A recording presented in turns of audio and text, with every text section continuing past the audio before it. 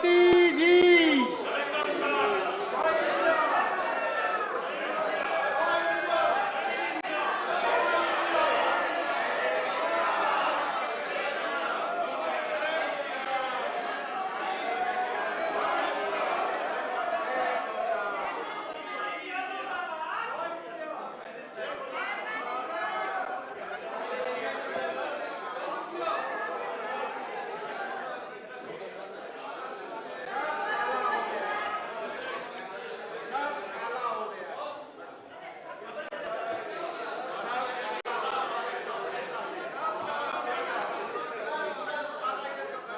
Birthday greetings,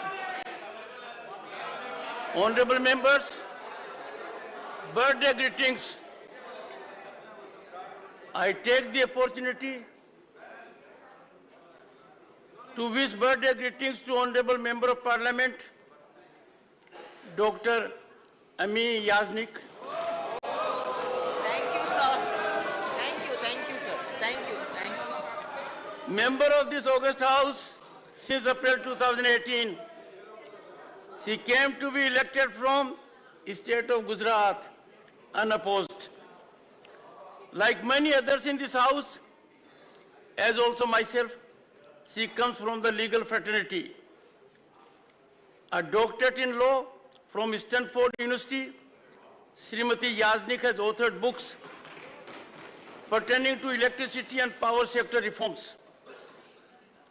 Her books, Electricity Reforms in India and India's Power Sector Reforms, came to be published by the Institute for International Studies at Stanford. She is a founding member of All India Federation of Women Lawyers. She has consistently espoused gender justice and advocated legal rights awareness at ground level. On my own and your behalf, I wish her a long, healthy, and happy life. Papers to be laid on the table, Dr. Jitendra Singh. Dr. Jitendra Singh. सभापति महोदय, आपकी अनुमति से मैं आज की संशोधित कार्यवली के क्रम संख्या 2A पर मेरे नाम के आगे सूचीबद्ध कागजात सभा पटल पर रखता हूं। धन्यवाद सभापति महोदय। श्री अश्विनी कुमार चौबे। आपकी अनुमति से मैं आज की संशोधित कार्यावली के क्रम संख्या 2 पर अपने नाम के आगे पर्यावरण, वन एवं जलवायु परिवर्तन मंत्रालय से संबंधित सूचीबद्ध विवरण सभा पटल पर रखता हूं। Shrimati Meenakshi Lekhi. Honorable Chairman, sir, with your permission, I rise to lay on the table of the House papers mentioned against my name at serial number 2C. Shri Rameshwar तेली। सभापति महोदय, मैं आपकी अनुमति से आज की संशोधित कार्यसूची में मेरे नाम के सामने क्रम संख्या 2 पर वर्णित दस्तावेज सदन के पटल पर रखता हूं। Doctor L Murugan. Respected Chairman, sir, with your kind permission, I rise to lay on the table of the House the papers mentioned against my name at serial number 2E of today's revised list of business. Thanks. Reports of the Department related Parliamentary Standing Committee on Finance, Shri Sushil Kumar Modi. महोदय, मैं आज की कार्यसूची में मेरे नाम के सामने यथा उल्लिखित वित्त संबंधी स्थायी समिति के 7 प्रतिवेदनों की एक प्रति हिंदी और अंग्रेजी संस्करण सभा पटल पर रखता हूं।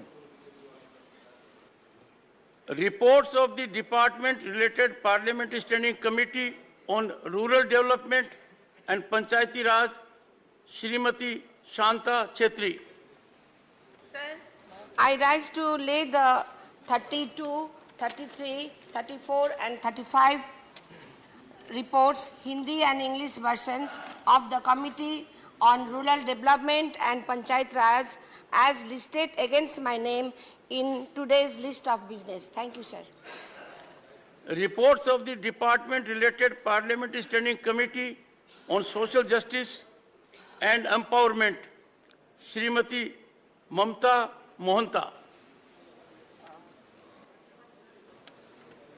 I rise to lay on the table a copy each of the 48th, 49th and 50 report Hindi and English version on the Standing Committee on Social Justice and Empowerment 2022-23 as listed against my name as serial number 3C in today's list of business. Dhanyavad. Statement by Minister Shri Anurag Singh Thakur. Honorable Chairman, sir, I am making this statement on the status of implementation of recommendations contained in the 351st report of the Standing Committee on Education, Women, Children, Youth and Sports pertaining to the Ministry of Youth Affairs and Sports as per the directions of the Honorable Chairman Rajya Sabha. The current status of the implementation recommendations made by the committee is indicated in annexure of my statement, which is placed on the table of the House. The copy of the action taken notes of the 351st report has already been sent to the committee office on 26 June 2023. I would not like to take the valuable time of the House to read the contents of this annexure and request that these may be considered as read. Statement by Minister Dr. Jitendra Singh. Chairman, sir, with your kind permission, I rise to lay on the table of the House a statement. These are 5 items. Separately, status of implementation of the recommendations / observations contained in the 126th report of the Department-related Parliamentary Standing Committee on Personal, Public Grievances, Law, Justice, Demands for Grant 2023-24 pertaining to the Ministry of Personal, Public Grievances and Pensions. 2. The status of implementation of recommendations / observations pertaining to Department of Administrative Reforms and Public Grievances and Department of Pensions, Pension Welfare. 3. The status of implementation of the recommendations / observations pertaining to the Department of Biotechnology, Ministry of Science and Technology. 4. The status of implementation of the recommendations / observations of the committee pertaining to the Department of Science and Technology, Ministry of Science and Technology. And 5th, the status of implementation of the recommendations / observations pertaining to the Department of Biotechnology, Ministry of Science and Technology. Thank you, Chairman, sir. Statement by Minister Shri Arjun Ram Meghwal.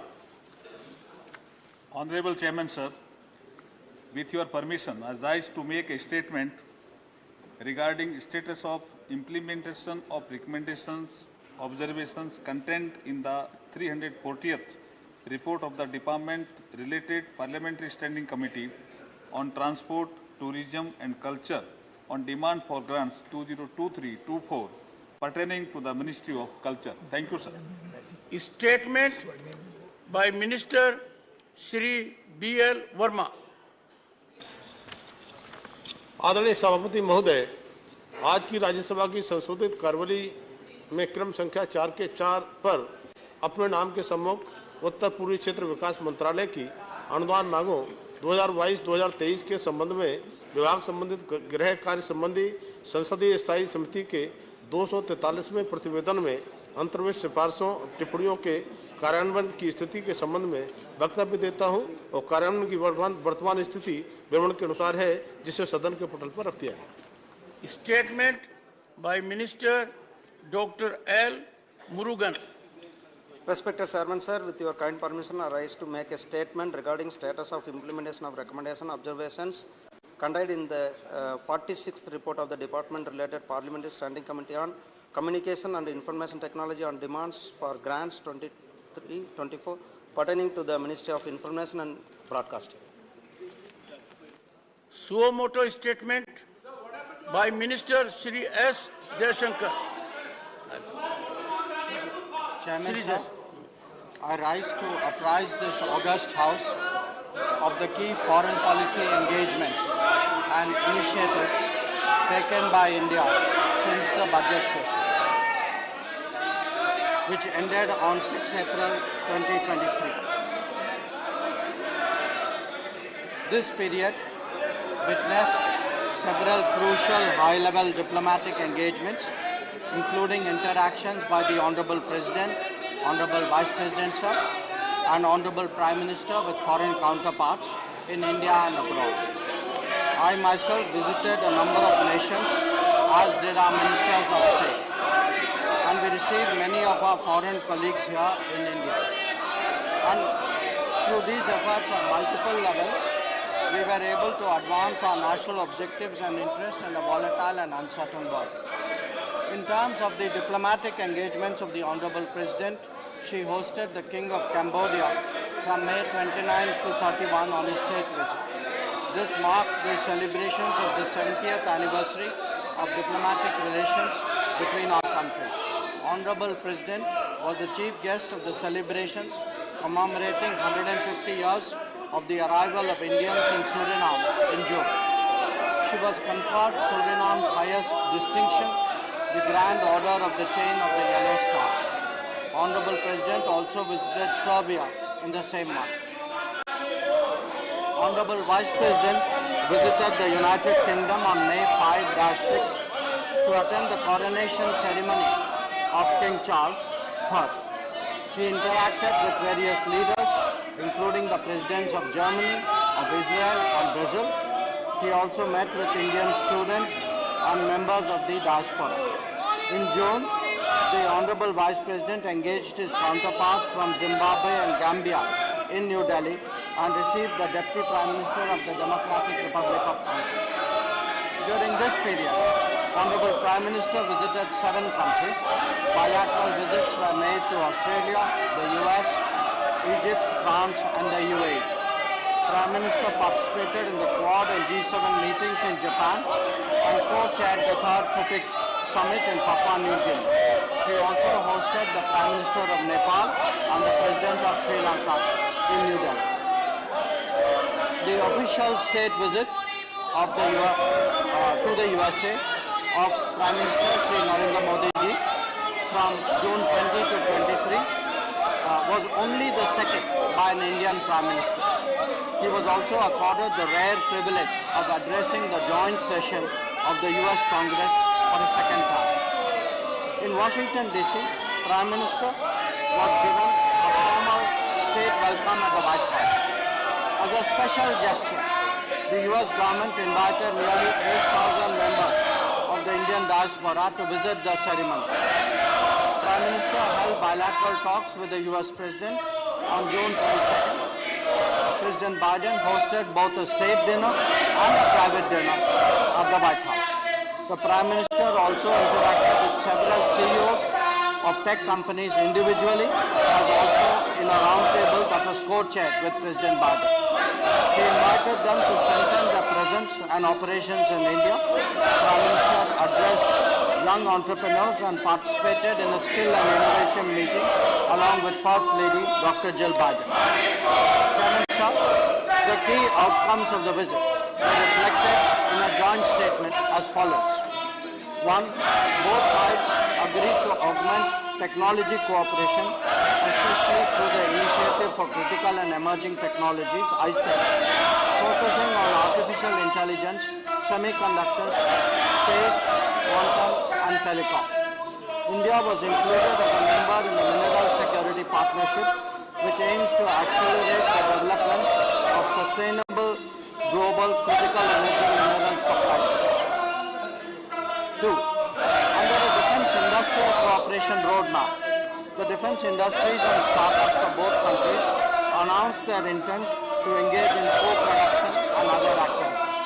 A US company, GE Aerospace, announced that they would manufacture jet engines in India through transfer of technology to HAL for our light combat aircraft indigenous production. 3. Indian Space Research Organization, ISRO, signed the Artemis Accord with the US National Aeronautics and Space Administration NASA for cooperation in civil exploration of outer space for peaceful purposes. NASA and ISRO announced that they would cooperate in human space flight and launch a joint effort to the International Space Station in 2024. 4. Both countries resolved 6 outstanding bilateral trade disputes in WTO. And I stress, Chairman Sir, that this is very, very extraordinary through mutually agreed solutions. They agreed to strengthen collaboration between the respective SMEs and boost innovation linkages. 5.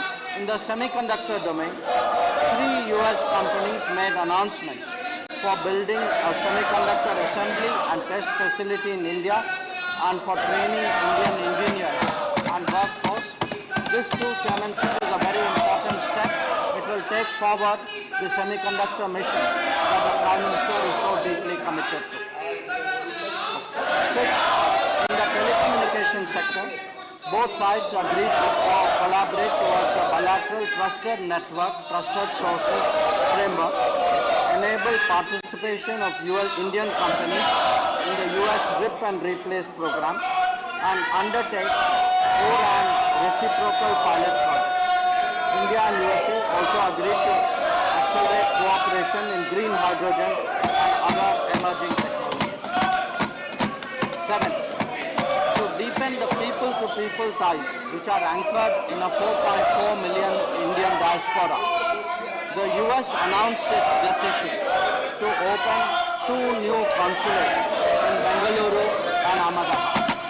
This will have a big impact in easing up the issue of visas, which is a concern which is shared by many members of the House. India will take steps to operationalize its own consulate in Seattle later this year and identify locations for 2 more new consulates in the USA. 7. Both countries agreed to further strengthen higher education partnerships. After the official state visit, the US government has also returned to the government of India 105 cultural antiquities that were illegally trafficked from the country. 9. Given the shared vision of free, inclusive, open and inclusive Indo-Pacific, both countries agreed to commence an Indian Ocean dialogue, and USA announced that it would join the Indo-Pacific Oceans Initiative that was announced by India in 2019. And 10. India and USA will work together for the development of digital public infrastructure and strengthen multilateral development to address global challenges. Sir, honorable members would be interested to know that Prime Minister led the 9th International Day of Yoga on 21 June at the UN headquarters in New York, which was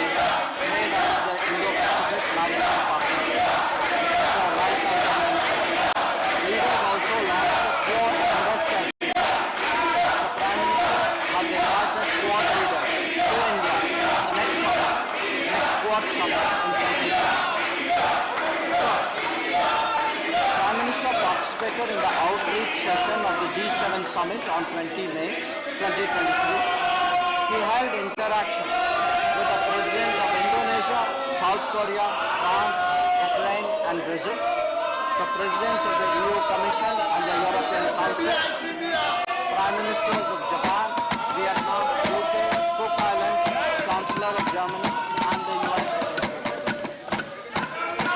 Chairman, sir, Prime Minister made his landmark visit to Australia thereafter. holding a bilateral meeting with his Australian counterpart on May 24. Signing a migration and mobility partnership agreement was one of the highlights of the visit, signifying our commitment to support students and explore the global workforce. During his stay, Prime Minister interacted with prominent public figures, participated in a business roundtable with Australian CEOs, and addressed the Indian community in Sydney. He joined his Australian counterparts to lay the foundation of the Little India Gateway at Addis Park, Sydney. Prime Minister also announced our intention to establish a new consulate in Brisbane, which will definitely help NRIs in Australia. Chairman Sir, from July 13-14, 2023, Honorable PM visited France at the invitation of Prime Minister. He was the guest of honor at the Bastille Day parade, where a tri-services Indian Armed Forces contingent participated in the parade. This included soldiers of the Punjab regiment that had defended Paris hundreds of years ago in World War I. In a rare honor, Chairman Sir, Prime Minister was also conferred the Grand Cross of the Legion of Honor, which is France's highest civilian award. And this, Chairman Sir, I think should be a matter of pride for all Indians. He held meetings with the President as well as the French Prime Minister and Presidents of the Senate and the National Assembly. Prime Minister Secretary interacted with the Indian diaspora, CEOs of Indian and French companies, and prominent French personalities. He announced the setting up of an Indian consulate in Marseille. India and France released a vision document, Horizon 2047, 25th anniversary of India-France strategic partnership towards a century of India-France relations. Sir, on his way back, Prime Minister visited the United Arab Emirates on July 15. In Abu Dhabi, he held talks with the President of the UAE. The visit resulted in concluding agreements on trade settlement and national currencies and interlinking of payments of central banks. An MOU was signed for the establishment of an IIT Delhi campus in Abu Dhabi. This too, sir, is part of our initiative of taking Indian universities out of India. Prime Minister received the President designate of COP20. A month before, Prime Minister paid a state visit to Egypt on 24-25 June. It was the first bilateral visit by an Indian PM to Egypt in 26 years. On June 25, Prime Minister held talks with the President of Egypt and signed an agreement to elevate our ties to strategic partnership. Agreements were signed in the fields of agriculture, protection and preservation of farmland and archaeological sites, and competition. Additionally, direct flights between Delhi Cairo sector and setting up of a center of excellence of IT in Cairo were done. In a special ceremony, Prime Minister was conferred with the Order of Merit, the highest state honor. Another notable development in this period was India's co-hosting of the third summit of the Forum for Indo-Pacific Islands, FIPIC, jointly with Papua New Guinea on 22nd at Port Moresby. Prime Minister was received with exceptional warmth and courtesy by Pacific leaders, starting with his arrival, and for all honorable members had an opportunity to see that arrival for themselves on the television screen. He was conferred the Grand Order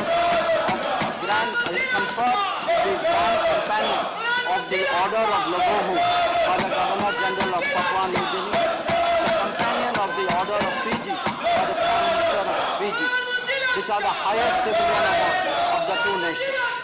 He was also presented with abacus, a symbol of leadership and wisdom, by the President of France. The main outcomes of the FIPIC Summit were: 1. Launch of Sustainable Coastal and Ocean Research Institute Story, housed in Suva, Fiji. 2. Launch of the Data Warehouse for Empowering Pacific Islands, DAPEC, which hosts geospatial data. and has been developed by ISRO. 3. Prime Minister announced an action plan to strengthen India-Pacific Island partnership.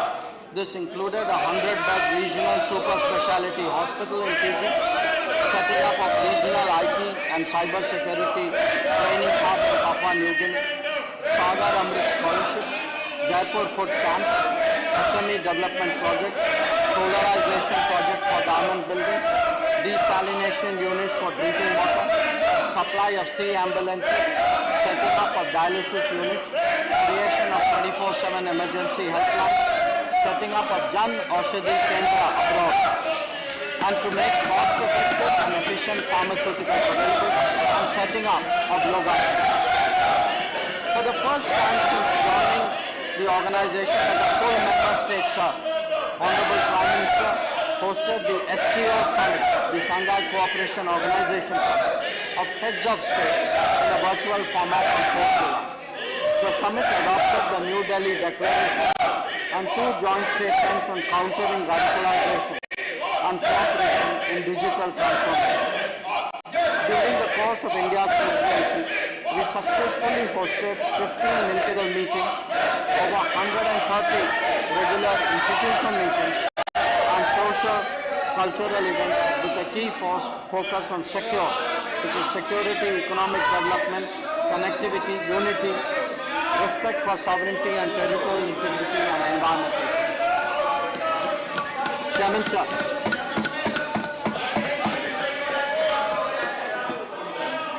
Chairman, sir, as part of the Neighborhood First policy, engagements with immediate neighbors have been prioritized over the last decade. 2 prominent visits that honorable members should note are those of the Prime Minister of Nepal and the President of Sri Lanka. The Prime Minister of Nepal paid an official visit to India from May 31 to 3 June. After bilateral talks, the 2 Prime Ministers participated in virtual groundbreaking ceremonies of 6 projects, including integrated checkpoints, railway lines, petroleum pipeline facilities, and transmission lines. The leaders witnessed the handing over of the Kurta-Bijalpur section of the railway line.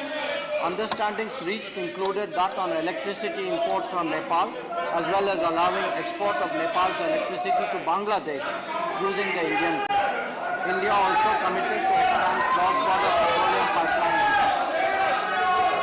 Chairman, sir, the President of Sri Lanka paid an official visit to India on 21 July 2023, his first in his capacity as President. Prime Minister and President had productive discussions and agreed on a vision document to promote connectivity and catalyze prosperity. This covered multiple facets including maritime, air, energy and power, trade, economic and financial, as well as people-to-people connectivity. Agreements were concluded on development projects in Trincomalee district, on animal husbandry and dairy, on renewable energy, and on UPI interface. Prime Minister discussed the issues related to the Tamil community in Sri Lanka and reiterated the need to fulfill their aspirations. He underlined the importance of implementing the 13th Amendment and conducting provincial council elections.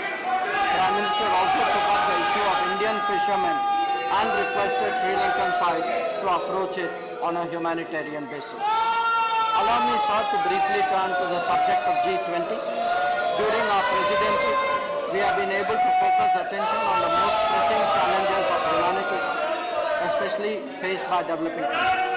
This includes Mission Life for empowering climate-friendly lifestyles and popularization of millets to address the challenge of this. We have also advocated an inclusive human-centric approach to climate action and development, as well as use of technology to transform the lives of people.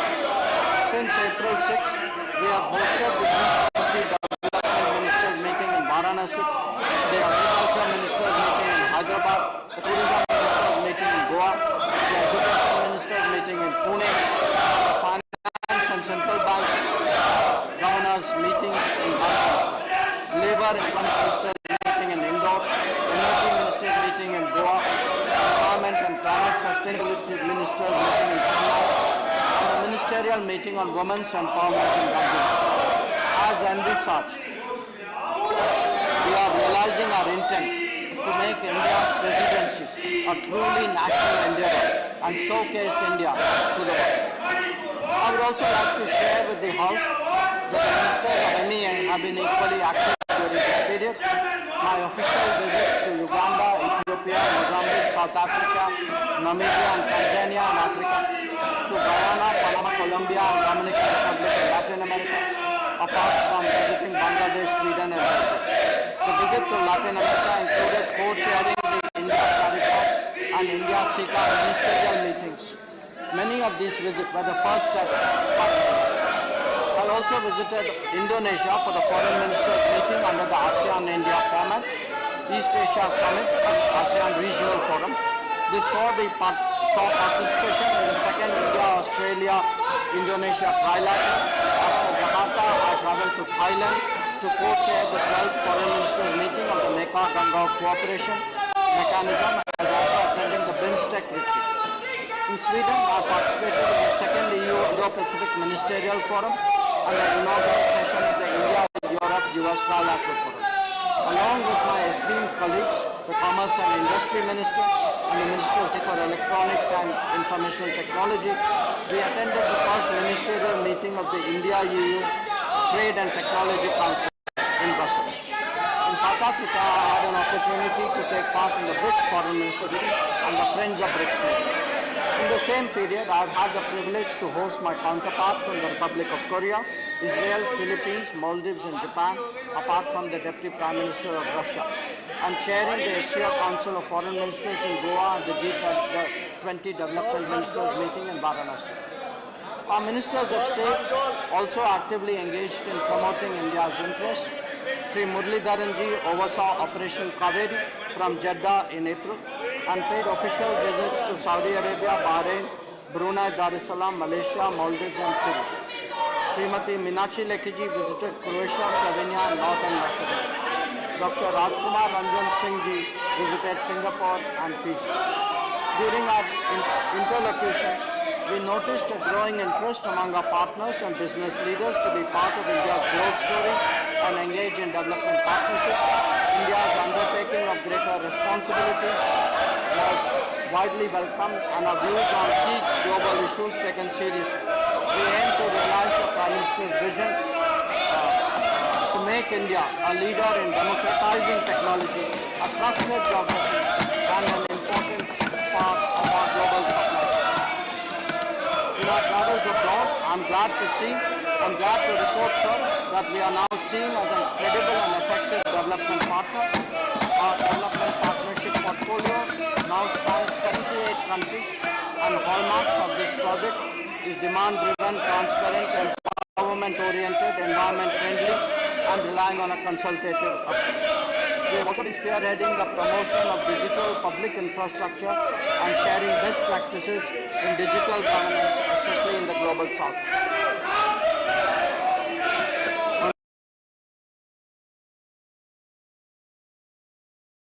Indian nationals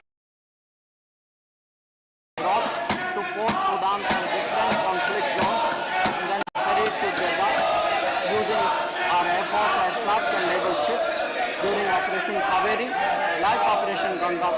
We not only evacuated thousands of citizens, but helped people from many other countries. 4,075 Indian nationals were safely evacuated. Our diplomats and our armed forces displayed exemplary courage during this period. And I must mention, sir, to the House, many movements took place on its firing, and one particular aircraft landing was particularly challenging. So I would like to underline that we have proven once again that India will never leave its people behind during a crisis, be it in Ukraine or in Syria. We have also made consistent efforts to secure the release of our fishermen and civilians. 74 have been returned from Sri Lanka and 398 from Pakistan. Sir, in conclusion, let me say that at a time when international relations have become unprecedented and complex, our people-centric foreign policy, which is guided by the demands and aspirations of our society, has shown that India speaks as a voice of peace, of security and prosperity for all, while serving a force of global good and stability, we have also vigorously defended our national interests. In 2022, at the beginning of Amrit Kaal, India assumed the landmark G20 presidency. We will host the summit this September. Our presidency has invigorated our foreign policy and given more force to realize the Prime Minister's vision of an Atmanirbhar and Viksit Bharat that regains its rightful place in the world. Thank you, sir. Honorable members,